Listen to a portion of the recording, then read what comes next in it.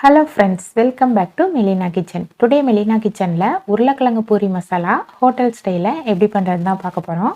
வாங்க இந்த ரெசிபி எப்படி பண்ணுறதுன்னு பார்க்கலாம். ஃபஸ்ட்டு இந்த ரெசிபி பண்ணுறதுக்கு ஒரு பேனில் 1.5 டேபிள் ஸ்பூன் எண்ணெய் சேர்த்துக்கோங்க. எண்ணெய் நல்லா சூடானதும் 1/4 டீஸ்பூன் கடுகு உளுந்து, 1/2 டீஸ்பூன் கடலைப்பருப்பு சேர்த்துக்கலாம். கடலைப்பருப்பு நல்லா பொன்னிறமானதும் 4 பச்சை மிளகாயை இது மாதிரி நீள்வாக்கில் கட் பண்ணி சேர்த்துக்கோங்க.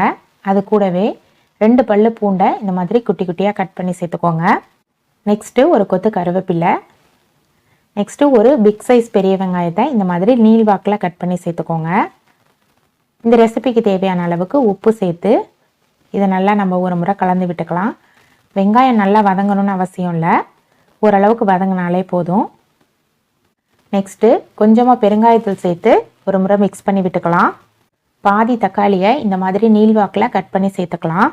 தக்காளி நல்லா மசிஞ்சு வரணும்னு அவசியம் இல்லை, லைட்டாக வதக்கினாலே போதும்.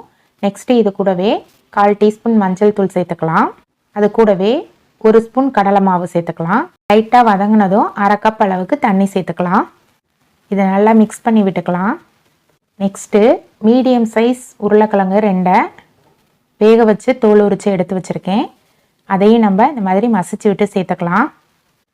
எல்லாத்தையும் சேர்த்து ஒரு முறை மிக்ஸ் பண்ணி விட்டு ஒரு மூடி போட்டு ஒரு 2 நிமிஷம் குக் பண்ணிக்கலாம்.